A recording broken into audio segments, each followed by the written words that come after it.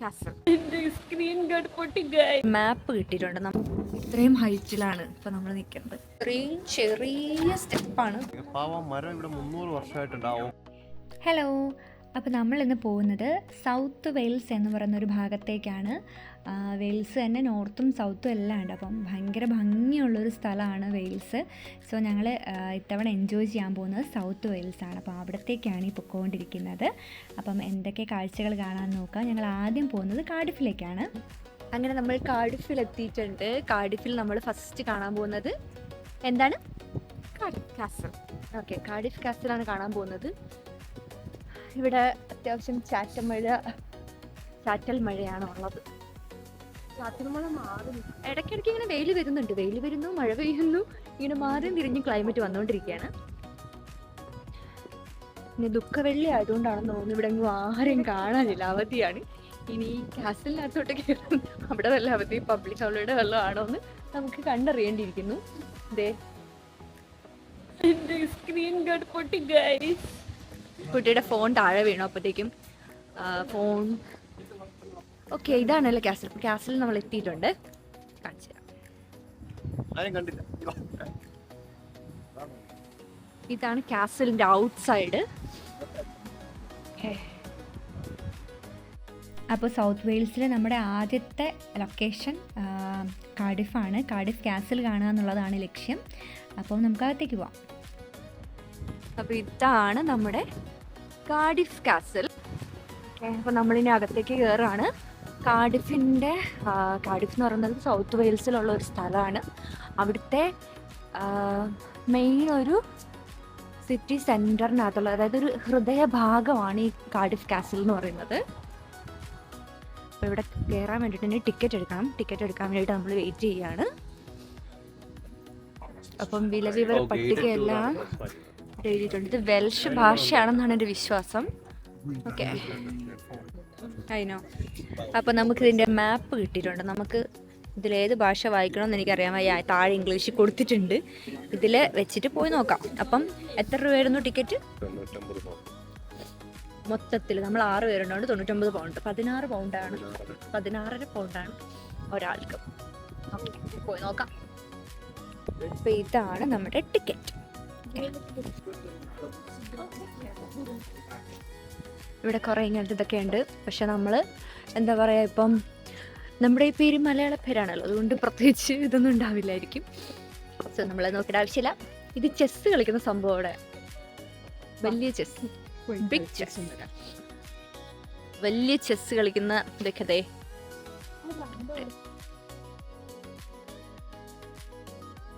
അപ്പോൾ എന്തായാലും വലിയ ചെസ്സൊക്കെ കണ്ടതല്ലേ എന്ന് വിചാരിച്ച് ഞാനും അർത്തനയും കൂടെ പോയി ചെറുതായിട്ട് ചെസ്സൊക്കെ ഒന്ന് നോക്കി.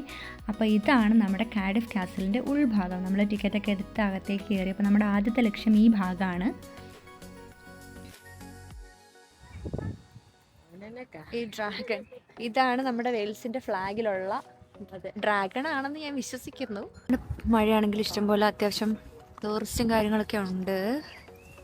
ഏകദേശം 2000-ഓളം വർഷം പഴക്കമുള്ള ഈ കാസലിൽ റോമൻ ഫൗണ്ടേഷൻസും പിന്നെ ഒരു നോർമൻ കീപ്പും അതുപോലെ തന്നെ ലാവിഷ് ആയിട്ടുള്ള ഒരു ഗോത്തിക് വിക്ടോറിയൻ മാൻഷനും ഉൾപ്പെടുന്ന ഒരു യുണീക്ക് ബ്ലെൻഡാണ്.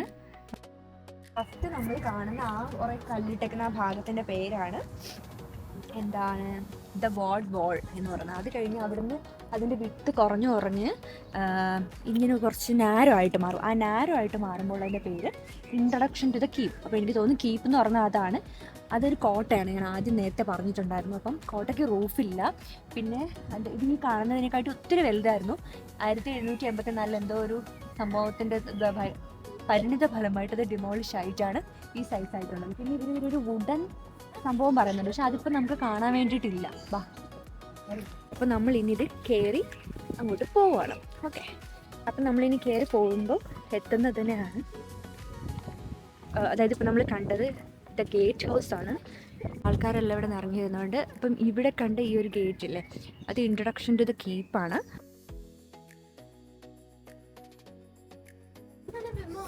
സ്റ്റീപ്പായിട്ടുള്ള സ്റ്റെപ്സ് ആണുള്ളത്. നമ്മൾ കയറി ചെല്ലുന്നത്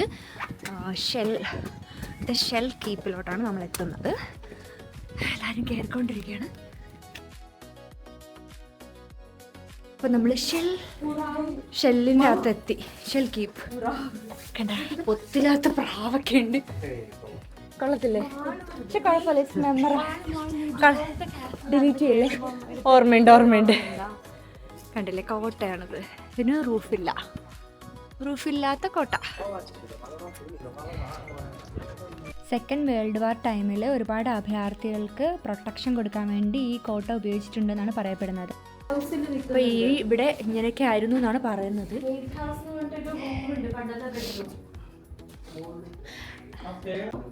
ഇതവരുടെ റൂമായിരുന്നു എന്നാണ് പറയുന്നത്. ഓക്കെ,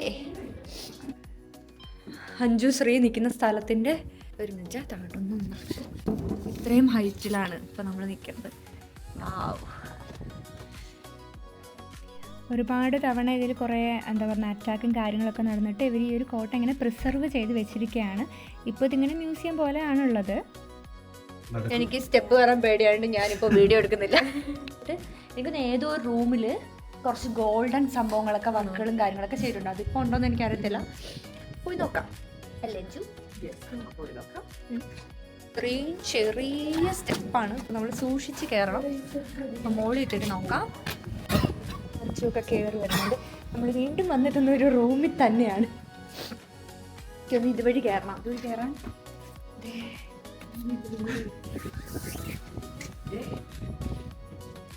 ഒരാൾക്കെ ശരിക്കും കയറാൻ വെച്ചു കേട്ടോ. അഞ്ജു നീ ഓക്കെ അല്ലേ? അഞ്ജുവിന്റെ കാലിന് പ്രശ്നമുള്ള ഓക്കെ അല്ലേ? ഇങ്ങനത്തെ സ്റ്റേഴ്സ് ആണ്. അത് കയറി നമ്മൾ വരുമ്പോൾ ഇങ്ങനൊരു സ്ഥലത്തോട്ടാണ്. സോ നമുക്ക് ഇവിടെ നിൽക്കുമ്പം ഇത് ഫുള്ള് കാണാം കേട്ടോ. ഓക്കെ, ഇവിടെ ഒരു റിവറാണ് എന്താന്ന് എനിക്കറിയില്ല. അത് പോകുന്നുണ്ട്. സോ നമ്മൾ വന്ന വഴിയാണ് ആ കാണുന്നത്. അത് അവിടെ നിന്ന് കയറ്റുന്ന ഈ വഴിയാണ് നമ്മൾ വന്നത്. ഈ വഴിയാണ് വന്നത്. ശരിക്കും ഇവിടെ നിൽക്കുമ്പോഴാണ് നമുക്ക് ഈ ഒരു കോട്ടയുടെ ഭംഗി അറിയാൻ പറ്റുന്നതെന്ന് എനിക്ക് തോന്നുന്നു. തന്നെ മാമിന് എന്താണ് പറയാനുള്ളത്? നമ്മള് മുന്നേ വെയിൽസിൽ പോയപ്പോൾ ഇതുപോലൊരു കാഴ്ച കണ്ടത് മാളുവിന് ഓർമ്മ ഉണ്ടാവില്ല. പക്ഷെ അതിനെക്കാട്ടിലും ബ്യൂട്ടിഫുൾ ആയിരുന്നു. കാരണം ഇവിടെ ഹാഫ് കൺസ്ട്രക്ഷൻ ആണ്. പക്ഷെ this side is very beautiful. അടിപൊളി. ഫോട്ടോയ്ക്ക് പോ കഴിഞ്ഞ വളരെ യാദൃശ്ചികമായ ഒരു സംഭവം ഉണ്ടായിക്കാണ്. എന്തായിരുന്നു, ഞങ്ങൾ മുൻപ് വെയിൽസിൽ വന്നത് കുറച്ചും വർത്തന പറഞ്ഞല്ലോ. അത് കറക്റ്റ് ഏപ്രിൽ 3-നായിരുന്നു. ഏപ്രിൽ 3-നാ വന്നത്. അതിപ്പോഴും പക്ഷെ നമ്മൾ നോർത്തിലാണ് പോയത്. ഇത്തവണ എന്റെ ഐഫോണിൽ അത് കാണിക്കുന്നു. കാണിച്ചു അപ്പനയുടെ ഫോണിൽ ദേ കണ്ടോ. കഴിഞ്ഞ വർഷം ഇതേ ദിവസം, കഴിഞ്ഞ വർഷമല്ല 2 വർഷം മുൻപ്, ലാസ്റ്റ് ഇയർ അല്ല 2024. സോ അന്യൻ സ്റ്റൈലിൽ നിൽക്കണം അവിടെ. കൈതത്തു മുടിയല്ല. എനിക്ക് പറയാനുള്ളൊരു കാര്യം, നമ്മൾ കയറിയല്ല, നമ്മൾ തിരിച്ചിറങ്ങണം. അപ്പം നമ്മൾ കയറാൻ കണ്ണും പൂട്ടി കയറാം, പക്ഷെ തിരിച്ചിറങ്ങാൻ എനിക്ക് നല്ല പേടിയാണ്. അങ്ങനെ ഞങ്ങളെല്ലാവരും ഈ ഒരു ടോപ്പ് ഭാഗത്ത് വന്നിട്ട് കുറേ ഫോട്ടോസും കാര്യങ്ങളൊക്കെ എടുത്തു. നല്ല കാറ്റായിരുന്നു. അതിങ്ങനെ കാണുമ്പോൾ തന്നെ അറിയാമല്ലോ.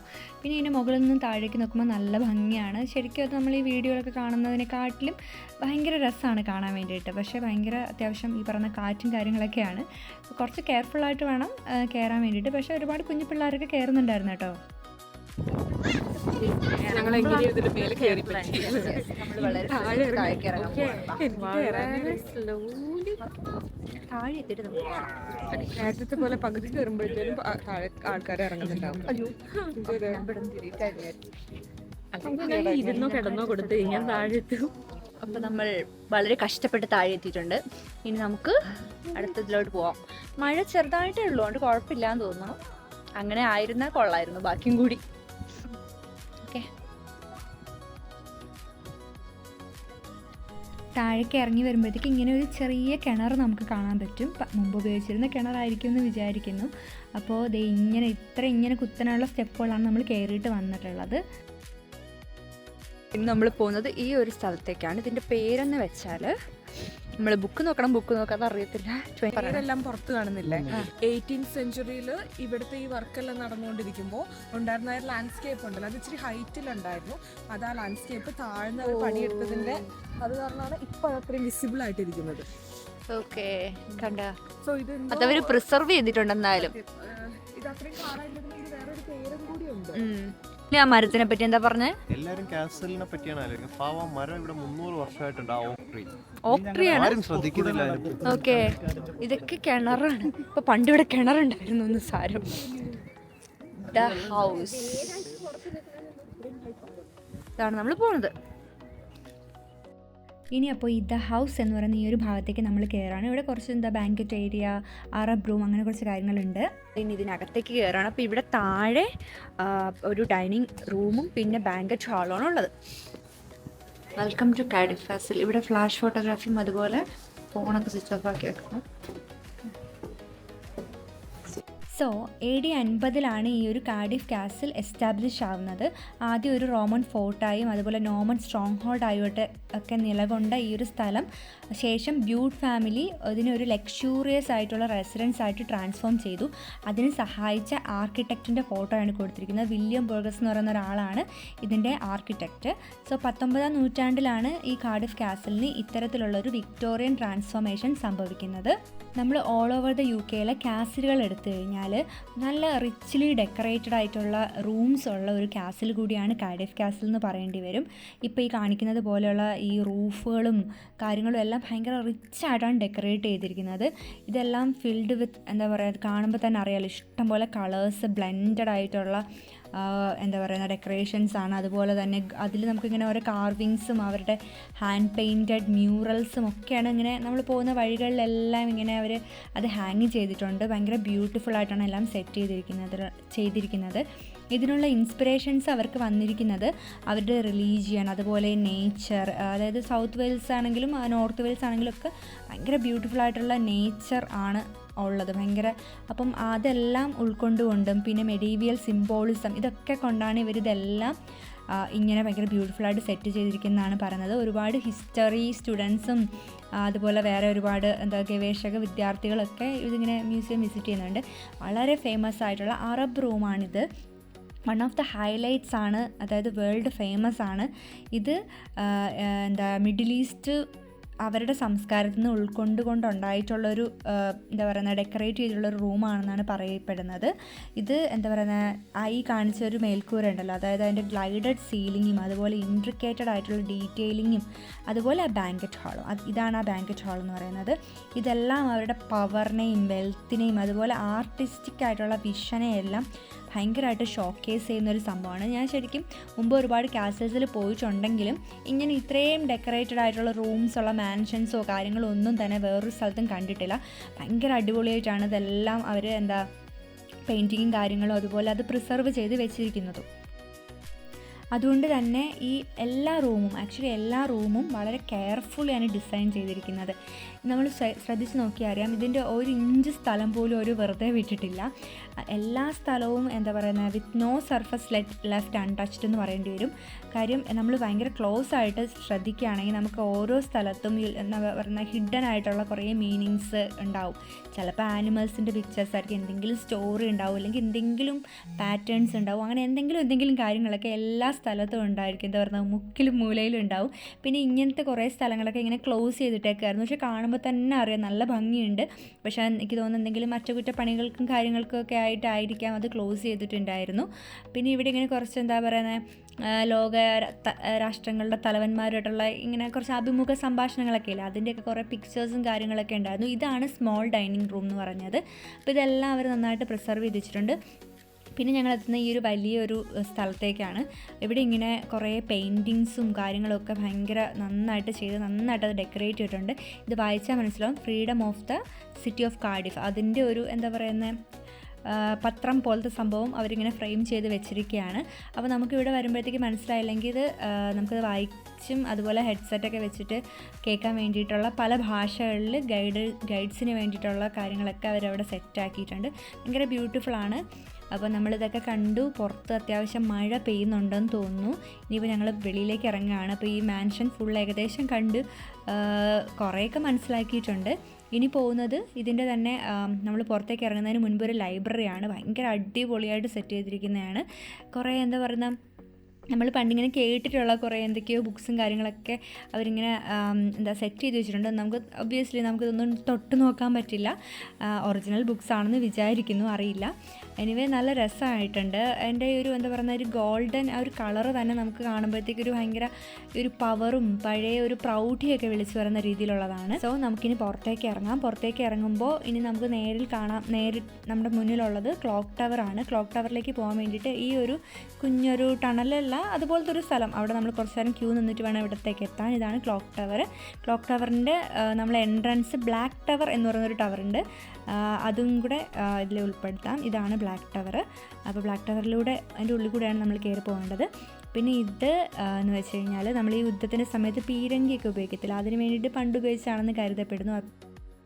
നമ്മളിനി അടുത്ത സ്ഥലത്ത് വിശേഷങ്ങളായിട്ട് വരുന്നതായിരിക്കും.